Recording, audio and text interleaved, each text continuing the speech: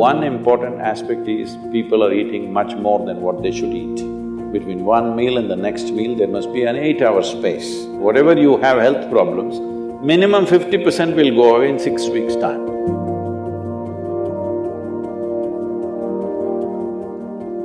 Namaskaram Sadhguru. Fasting on auspicious days has existed in India since time immemorial, but many Indians believe that it's unscientific and illogical. Until the work on autophagy induced during fasting has been awarded the Nobel Prize. Even I started doing intermittent fasting this year. So why are such beneficial ancient practices being labeled orthodox and then immediately implemented once there is a Western approval? That's because you don't have the right color of the skin.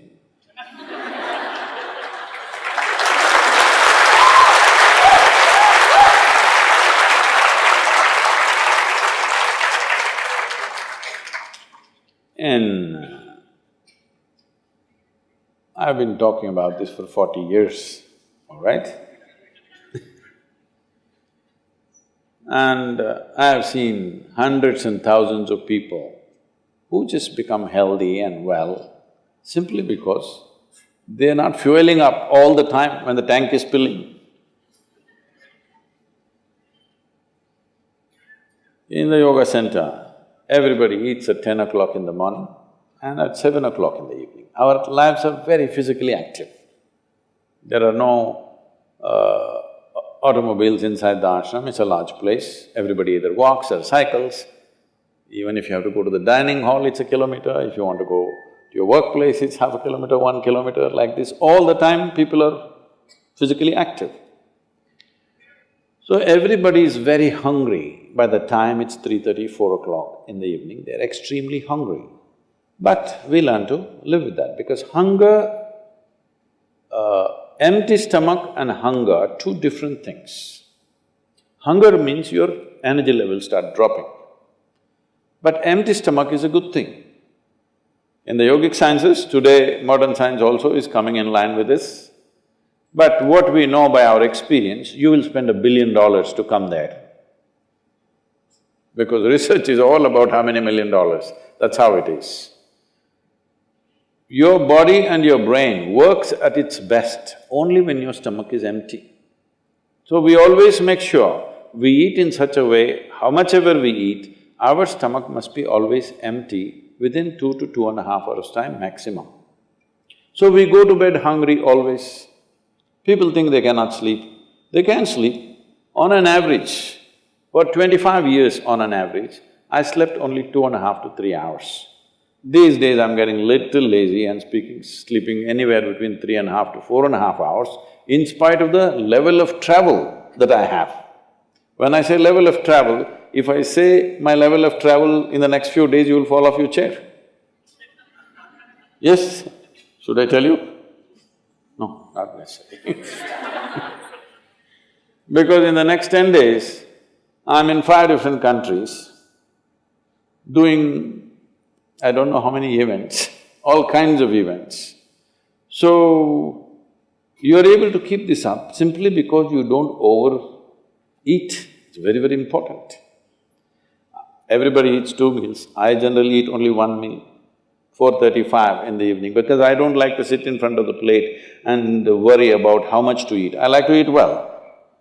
So, 4:35 in the evening, if I eat a meal, it's only next day. Is this enough? Am I looking okay? Hello? I'm not looking like your patient, isn't it? I'm not going to come to you because any correction and purification that needs to happen in the body, your stomach needs to be empty. It's very, very important. Otherwise, the purification on the cellular level will not happen. You pile up things and then you have all kinds of problems. The first thing is inertia in the body. Inertia means there are many levels of inertia. If you don't notice all that, the amount of sleep that you have is inertia. All of you have come here to live or… Hello? To live, right? Not here, I'm saying into this life. You want to live or… The intention of life is to live, isn't it? But because you talked about American doctors, this is all being picked up here also. All American doctors say minimum 7 to 8 hours you must sleep. So that means 1/3 of your life you must sleep. Another 2, 3 hours, 4 hours goes in bath, toilet, eating, this, So literally 50% of your life is just maintenance. Suppose you have a vehicle, you have a motorcycle or a car, if it goes to service 1 day in a month, all right to keep it. If it goes to service 15 days in a month, this is a nuisance, isn't it so? Most people have made their systems into a nuisance because their own body is a big impediment in their life. Anything they want to do, their body will not allow them to do. So in this there are many aspects. One important aspect is people are eating much more than what they should eat. Simply because they have been told, you must eat more, otherwise you will become weak, this, that. No, it is the way you keep your body. Today everybody is trying to work towards a fuel-efficient car, motorcycle, everything. This means what? If the machine runs smoothly, it'll consume less fuel, isn't it? So if you sit here and you are very much at ease, now it'll consume less fuel. If you like this all the time, then it'll consume more fuel, it'll want you to eat. Compulsiveness will come about this. So, this new name, intermittent eating, you should see, in United States, people come to our programs will run 10 hours, 12 hours. So, but they will come with some biscuit and something else. They say, I have sugar intolerance, I have to eat. I tell them, you just be here, you're not going to die, I'll ensure, because I don't want anybody dead on my hands, all right? I'll make sure. You first day, no, I have to eat. By third day, they gave up all that. 12 hours without food they sat there, they're perfectly fine. See, health is not something you can do from outside. Health is something you have to do from within. From outside, when something goes wrong, you can seek some help. But all the time something is wrong with you, this means what? You're a faulty machine. Yes? All the time something is wrong with you, why? That's not how this is designed. This is designed for health. Every cell in your body is designed to create health, isn't it? They're all working hard to create health, except you. So, minimum 8 hours gap is what is recommended in yoga. Between one meal and the next meal, there must be an 8-hour space.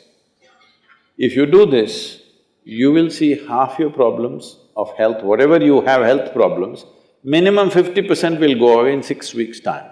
If you do certain other things which may right now seem little extreme to you, if you have a little yogic practice, something meditative within you, then you will see 90% of your problem will go off. 10% if it still persists, we can treat it. Now, it's become like this, the healthcare systems, especially where there is heavy insurance policies. People are eating and drinking all kinds of rubbish, go to the doctor and say, fix me. This is not how it works